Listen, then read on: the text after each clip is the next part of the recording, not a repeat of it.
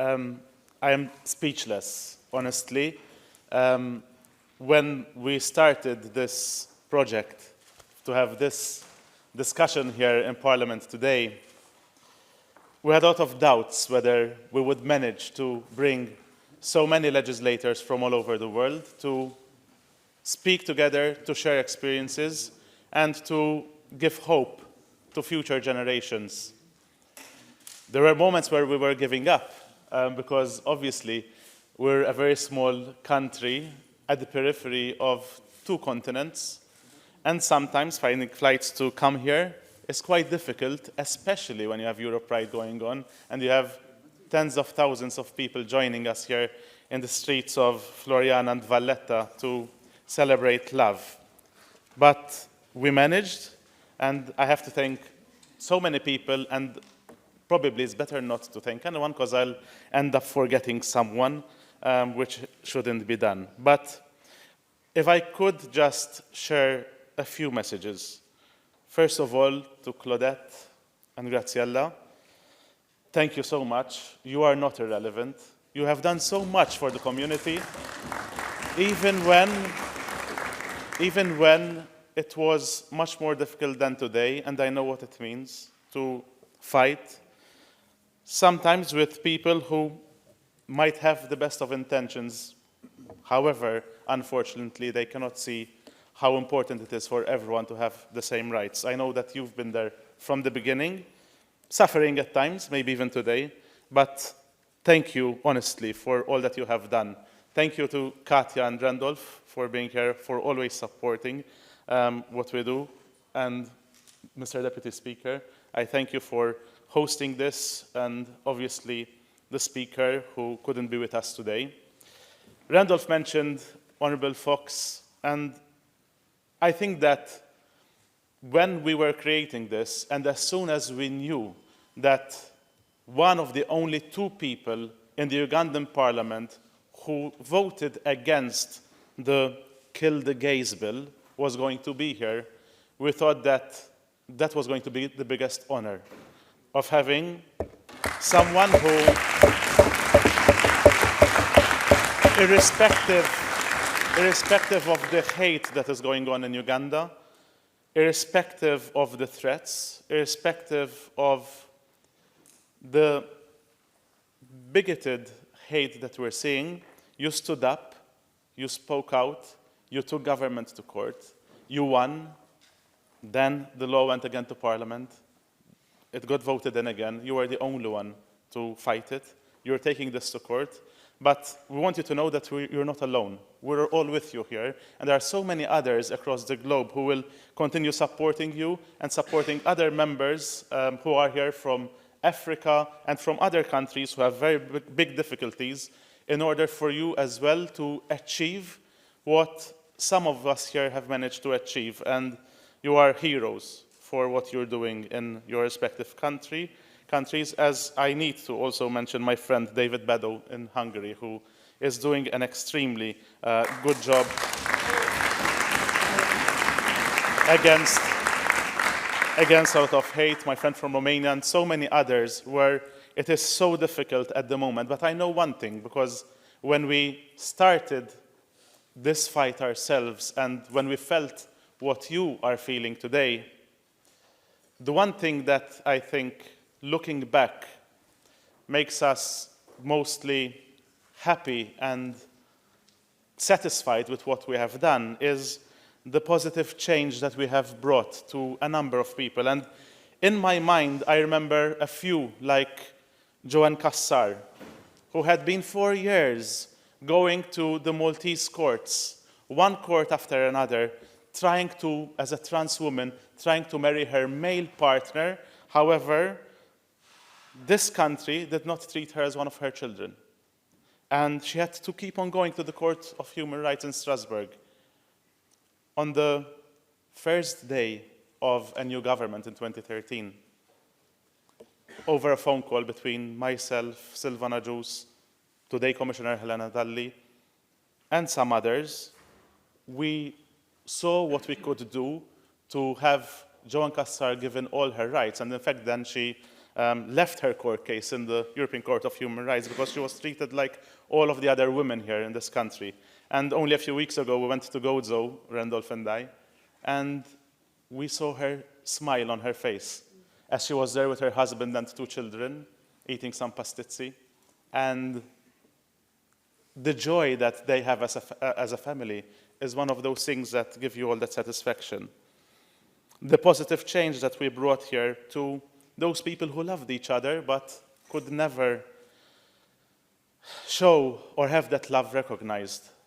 The smile on the face of 2 parents, Ronald and Mary, as soon as they saw their child marry his lifelong partner, that smile and satisfaction that they had on their face, that their child was treated like all their other children, and that they could, like all the children that they have, get married as well to the person that they loved.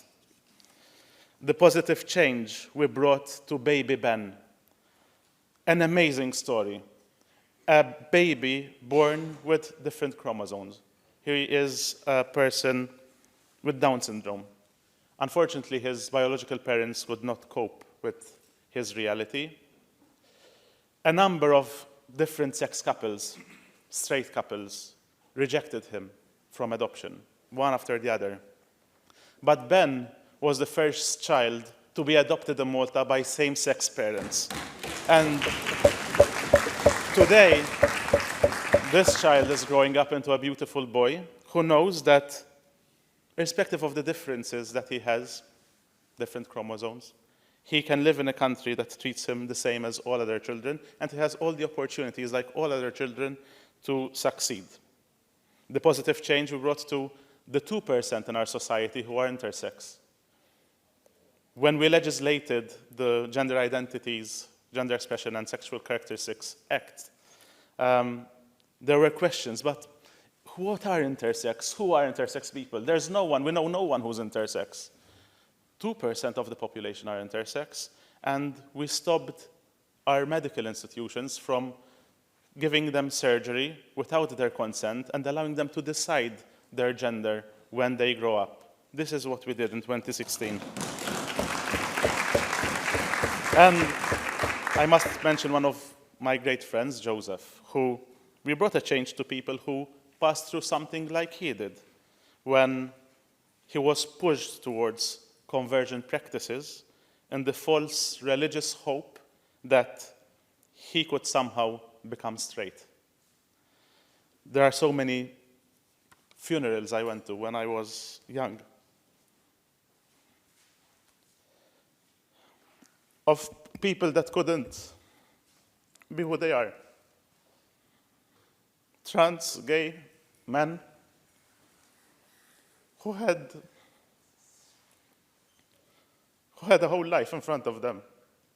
But unfortunately, it was cut short because of the hate. And today we will be marching for them.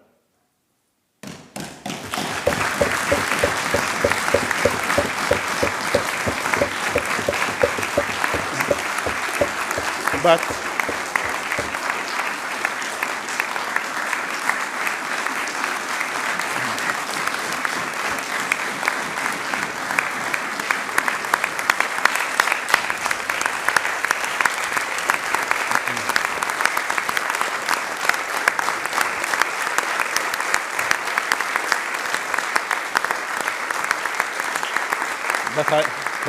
thank you. But as my colleague said from Malta, from the opposition party, the fight is not won yet. We have laws, we have very strong laws, but as we have seen even last week, there is still hate. As we have seen today, there is still hate, and we need to keep on working to opening minds and softening hearts. And as we will all be marching today for different reasons, mainly equality and love, as I said, I will be marching for those who are not with us and who couldn't enjoy the privileges that we have today and the rights that we have today.